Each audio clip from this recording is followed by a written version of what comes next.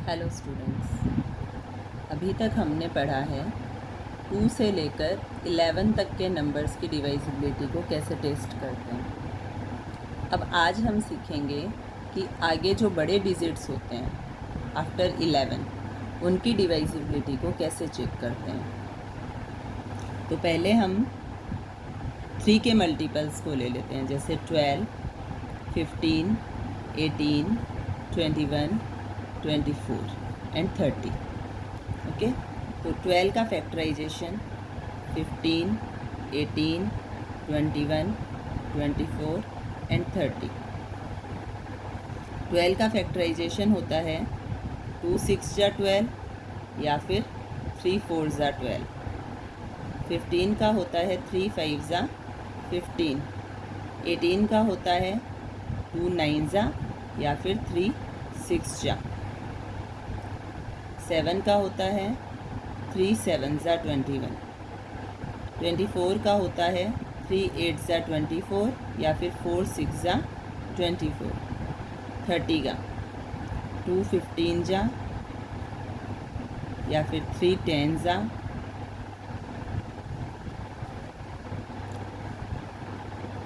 ऐसे ही 24 का 2 × 12 भी हो सकता है।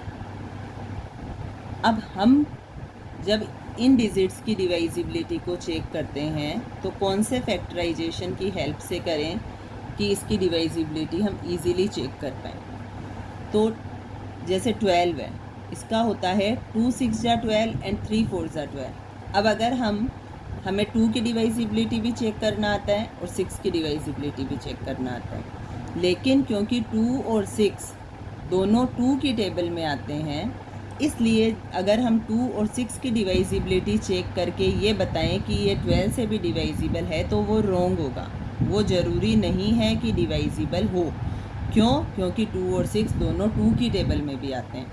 जो फैक्टर्स हम लेते हैं डिवाइजिबिलिटी चेक करने के लिए, वो फैक्टर्स दोनों एक दूसरे की टेबल में नहीं आने चाहिए या किसी एक कॉमन टेबल में नहीं आने चाहिए। जैसे 3 4 जा 12, 3 और 4 दोनों सिर्फ 1 की टेबल में आते हैं, उसके अलावा और किसी टेबल में नहीं आते हैं दोनों एक साथ। जैसे 3 की टेबल में 3 आता है लेकिन 4 नहीं आता, 4 की टेबल में 4 आता है लेकिन 3 नहीं आता।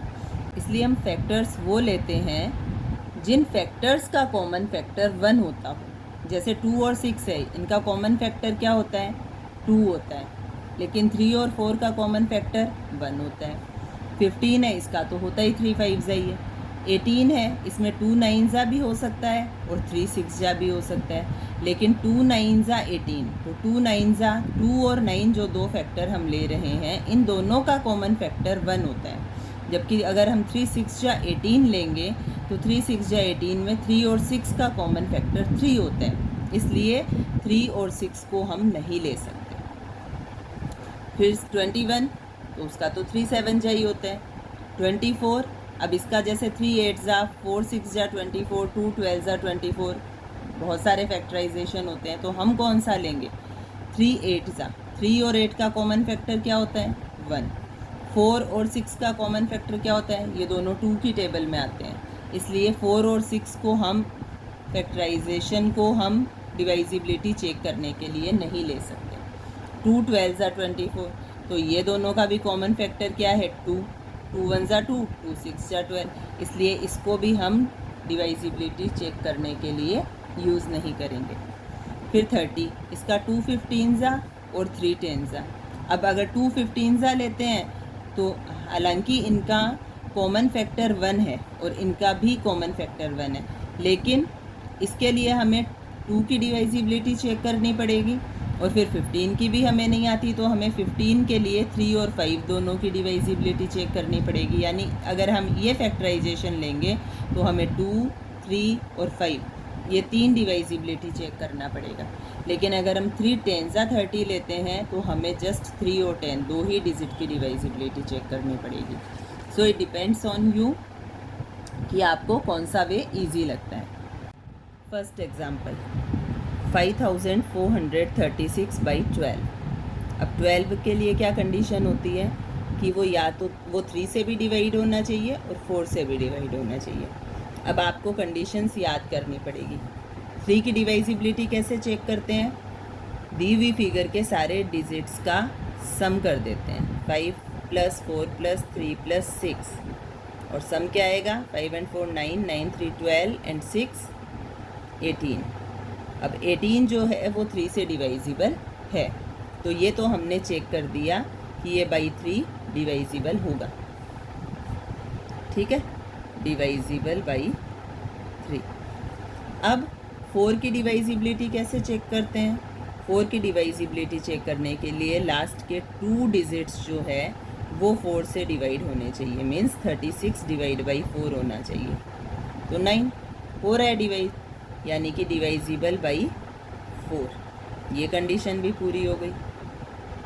12 की कंडीशन क्या थी? 3 and 4 से डिवाइजिबल होना चाहिए। 3 से भी डिवाइजिबल है, 4 से भी डिवाइजिबल है।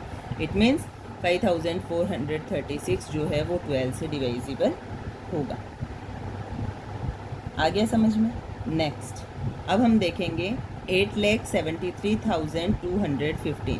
ये 15 से डिवाइजिबल है या नहीं है? तो 15 से डिवाइजिबिलिटी कैसे चेक करते हैं? 3 और 5 की डिवाइजिबिलिटी चेक करना है। 3 की अभी जैसे हमने करी थी सेम वैसे ही 8 + 7 + 3 + 2 + 1 + 5, इनका सम करेंगे। 8 7 15 3 18 2 21 और 25 26। 26 इज़ नॉट डिवाइजिबल बाई 3। अब क्योंकि ये 3 से डिवाइजिबल नहीं है तो हमें 5 से डिवाइजिबिलिटी चेक करने की नीड ही नहीं है, क्योंकि जब तक ये 3 से डिवाइजिबल नहीं है ये 15 से डिवाइजिबल नहीं हो सकता। और अगर हम 5 की डिवाइजिबिलिटी चेक करते हैं तो 5 की डिवाइजिबिलिटी तो बहुत इजी होती है चेक करना कि आपका लास्ट डिजिट या 5 या 0 है तो ये 5 से डिवाइजिबल होगा। इट मीन्स ये 5 से तो डिवाइजिबल है क्योंकि लास्ट में 5 है, लेकिन ये 3 से डिवाइजिबल नहीं है क्योंकि इसके डिजिट्स का सम 3 से डिवाइजिबल नहीं है, इसलिए ये डिजिट 15 से डिवाइजिबल नहीं है। नेक्स्ट वन 3,91,023, ये 18 से डिवाइजिबल है या नहीं? तो 18 के लिए हम कौन सी कंडीशन लगाएंगे? 2 और 9 की। तो 2 के लिए क्या होता है? इवन होना चाहिए। लास्ट डिजिट क्या है इसका? 3। ये इवन नंबर नहीं है, इट मीन्स ये 2 से डिवाइजिबल नहीं है। तो ये हमें यहीं पता चल गया कि ये 18 से भी डिवाइजिबल नहीं है। सपोज़ कि ये इवन नंबर होता, जैसे यहाँ 3 की जगह आपको 4 दिया हुआ होता, तो फिर क्या होता कि ये 2 से तो डिवाइजिबल है, तो अब आपको इसे 9 से इसकी डिवाइजिबिलिटी चेक करनी पड़ती है। और 9 से डिवाइजिबिलिटी कैसे चेक होती है? सम ऑफ इट्स डिजिट्स 3 + 9 + 1 + 0 + 2 + अब क्योंकि हम 4 ले रहे हैं इवन नंबर की जगह, तो 3 और 9 12, 1 13, 2 15 एंड 4 19। अब क्योंकि 19 जो है वो 9 से डिवाइजिबल नहीं होता है, इसलिए 3,91,024 2 से डिवाइजिबल है लेकिन 9 से नहीं है, इसलिए ये 18 से डिवाइजिबल नहीं है। और पहले हमने जो फिगर ली थी 3,91,023, वो तो 2 से ही डिवाइजिबल नहीं थी, तो हमें 9 से चेक करने की नीड ही नहीं थी, इसलिए ये फिगर भी 18 से डिवाइजिबल नहीं है।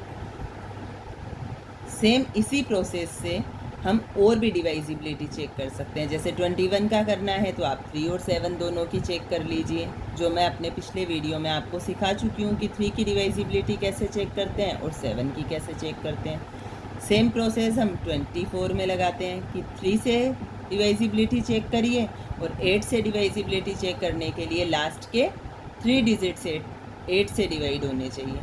फिर सेम प्रोसेस हम 30 में लगाएंगे। 30 के लिए क्या करते हैं कि 3 और 10 की डिवाइजिबिलिटी चेक करते हैं, तो 3 के लिए तो हम उसके डिजिट्स का सम कर लेंगे और 10 के लिए हमें ये देखना होगा कि फिगर जो हमें दी हुई है उसका लास्ट डिजिट यानी वंस प्लेस पे 0 है या नहीं है, उससे हम 30 की डिवाइजिबिलिटी चेक कर लेंगे। आई होप ये आपको समझ में आ गया होगा और आप इनके सब के एग्जाम्पल सॉल्व करके देखिएगा। अब हम देखते हैं 14, 20, 22, 25 और 28 की डिवाइजिबिलिटी। तो 14 का फैक्टराइजेशन क्या होता है? 2 7s मीन्स अगर हमें 14 की डिवाइजिबिलिटी चेक करना है तो नंबर इवन होना चाहिए जिससे वो 2 से डिवाइजिबल होगा। और 7 की डिवाइजिबिलिटी चेक करने के लिए मैंने आपको बताया हुआ है कि लास्ट के डिजिट को डबल करते हैं और बची हुई फिगर में से उस डबल डिजिट को माइनस करके 7 से डिवाइड करके देखते हैं। अगर वो 7 से डिवाइजिबल होता है तो वो फिगर 7 से डिवाइजिबल होगी। अब अगर 2 और 7 दोनों से फिगर डिवाइजिबल है तो वो फिगर 14 से भी डिवाइजिबल होगी। एग्जाम्पल है 9702। 2 की डिवाइजिबिलिटी चेक करने के लिए इवन होना चाहिए, तो ये नंबर हमारा इवन है।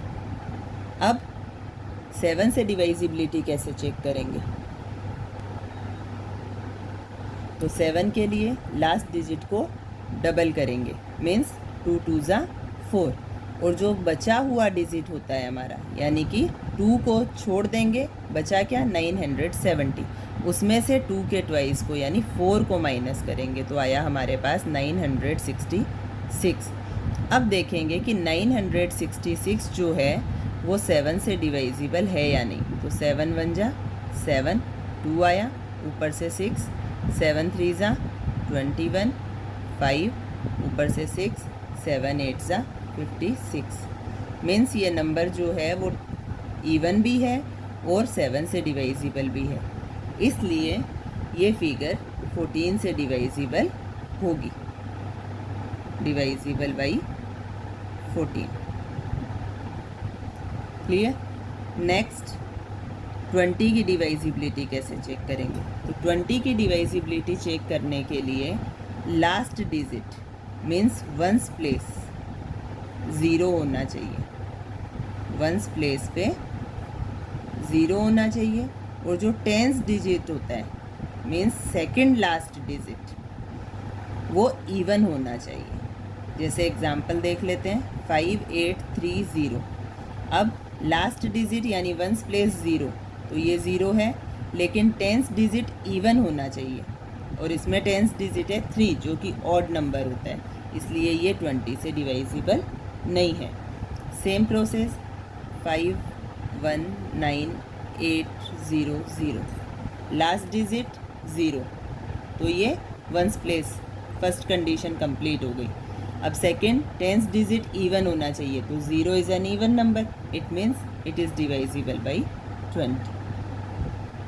नेक्स्ट अब हम चेक करेंगे डिवाइजिबिलिटी बाई 22। तो 22 का फैक्टराइजेशन होता है 2 11 आपको 2 की डिवाइजिबिलिटी पता है, 11 की डिवाइजिबिलिटी मैं आपको बता चुकी हूँ, तो दोनों कंडीशन लगाकर आप एग्जाम्पल अपने आप सॉल्व करेंगे। नेक्स्ट 25 के लिए कंडीशन होती है कि लास्ट के 2 डिजिट 25, 50, 75 या 00 होने चाहिए।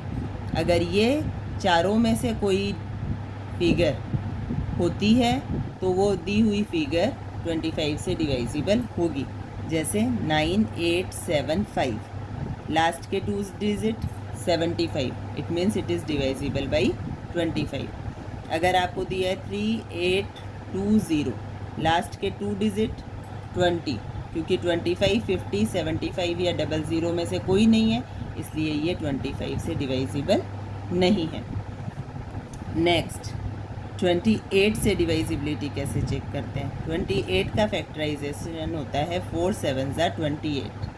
4 की डिवाइजिबिलिटी आपको पता है, 7 की डिवाइजिबिलिटी आपको पता है, तो आप दोनों की डिवाइजिबिलिटी चेक करेंगे, और अगर दोनों से डिवाइजिबल है तो दी हुई फिगर 28 से डिवाइजिबल होगी।